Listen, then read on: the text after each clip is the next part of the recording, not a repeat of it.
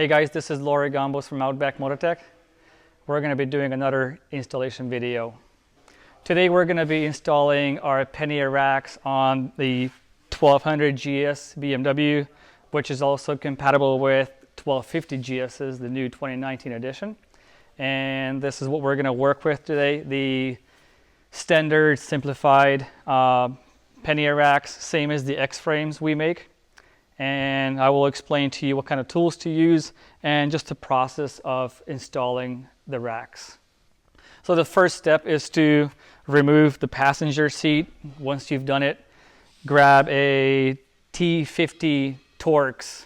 If it's a T50 Torx key or a socket and ratchet, it doesn't matter as long as you have proper tools. So we're going to be removing these 4 Torx bolts from the subframe.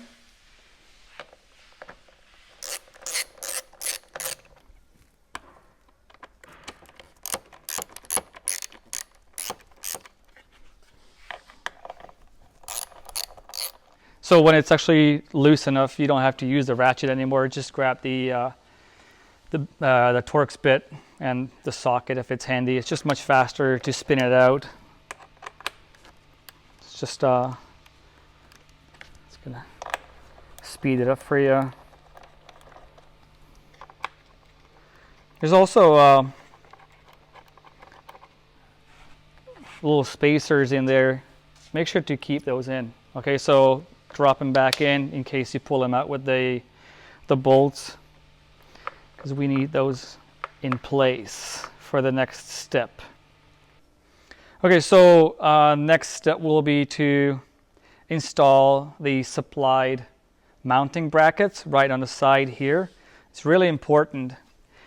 There is a slight length difference between the two. One is about 10 millimeters or almost like a 1/4 inch shorter. So the shorter one goes to the back. Also, one of the, you're going to replace, you're going to use the factory bolts again, so you can put it back in.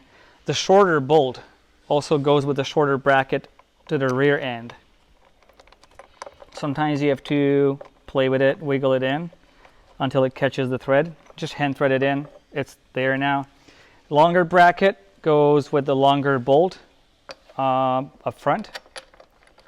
Same thing, drop it in, wiggle if you have to a little bit, and there you go. I also suggest that you use medium strength locking fluid on all 4 bolts. I will too as well, because if I'm showing it to you, I should do it. So that's all you do. Just put a little dab, not much, like this much, and then drop it in. So do it to all 4 bolts, medium strength locking fluid, and then longer tab, shorter tab, longer bolt, shorter bolts. Okay, hand thread it in and leave it loose. And we're gonna go to the next step. Okay, so we're moving on to the next step. I will help you out with a bit of a trick here. There is also a T40 bolt, an M8 bolt inside here, securing the foot pegs on both sides. Now the trick here is that this one is so close to the exhaust that with the regular standard socket, you're not going to be able to reach in there. There's not enough space. So I have this short T40 bit. It's only a bit, not a socket. This will fit in. This will actually fit right behind here. Come down. This will fit right behind in here. All right, but you can't put a socket on it. You can't put anything on it really. So the trick is use a 10 millimeter wrench or spanner. You can actually place it in. It will perfectly fit in like so. And you will be able to remove this bolt without much hassle. Okay, so once you remove that, actually you don't have to remove it all the way, just a bit. just so you have this more like an 8mm gap. This here also just partially remove the bolt to leave this loose. Because what you're going to do, I already have this little spacer in here. There's this little spacer with the notch cut out. You will just drop this spacer in here, this facing forward. You drop it in like here. And the same on the other side on the front end of the passenger foot peg. You put it in because we need to keep the space here. Our pannier rack front end tab is going to go in here, and it's going to enlarge this gap, and we need to compensate down here as well. And that's why we have this tiny little spacer. It's about a 4mm spacer that's got to go in here. Okay, so now we're actually going to install the right side pannier rack. I will grab the two supplied hex head 8x20mm bolts, but I will apply the thread locking fluid. If you put a little too much on it, just spread it out. So it's actually going to end up on both bolts of threads. So I will keep this in my hand, and I'm going to grab the right side. Now this is the hook end here. And because we left this loose, you're going to go ahead and just gently hook it in. Make sure it's going in flat and not crooked. Like that. So it engages. Now we have to line up the mounting holes, and this is why you have to leave this loose.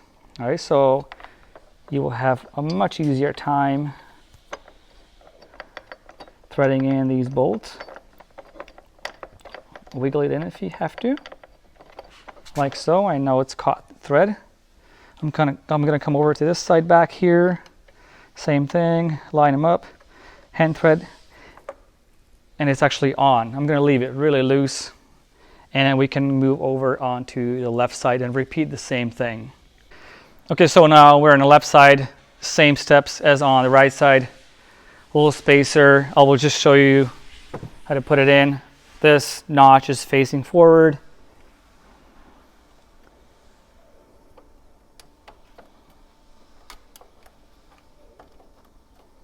Drop it in like so. This is loose. Front tab hook. Pull it through. Grab your the M8 bolts. I already have some thread locking fluid on them.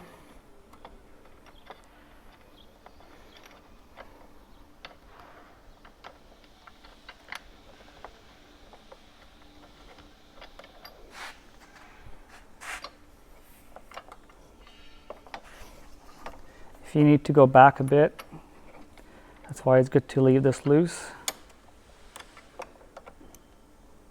And these tabs as well up here. Okay. And the rear.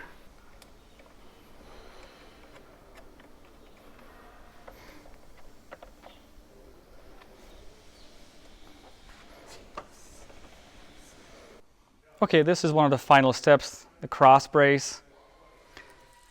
And you're going to be using these 6mm diameter bolts, washers, and nylock nuts. Okay, this is a pretty simple step. You have to make sure that the cross brace, the bend points up, and this is not symmetrical. So this is the shorter side goes on the left, and the longer side goes on the right. Okay. And the tabs on the cross brace go in between the tabs on the frames.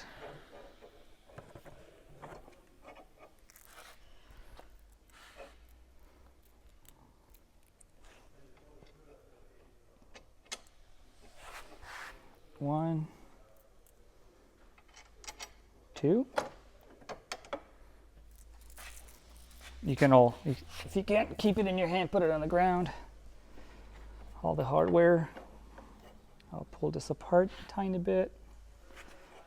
Gotta fix this back in. There you go. And 3 and 4. So this is actually in place, and now washer and nut. So first you put on the washer and then you hand thread the locking nut. As far as you can go is pretty much it, because now it's the locking ring.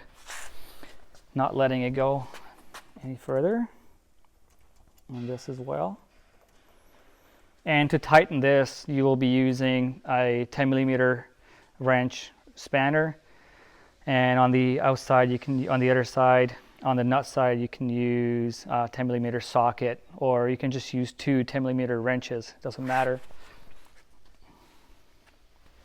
And once again, washer, locking nut.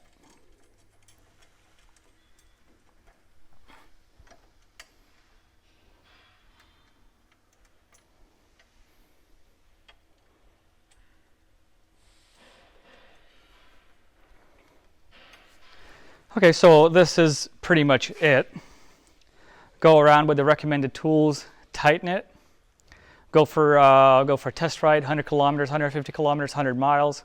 Go for a good zip, and then check all the bolts once again. So thank you for watching, and if you have any questions, leave us a comment or contact us at info@outbackmotortek.com, or feel free to call 877-931-3636. Thank you so much for watching.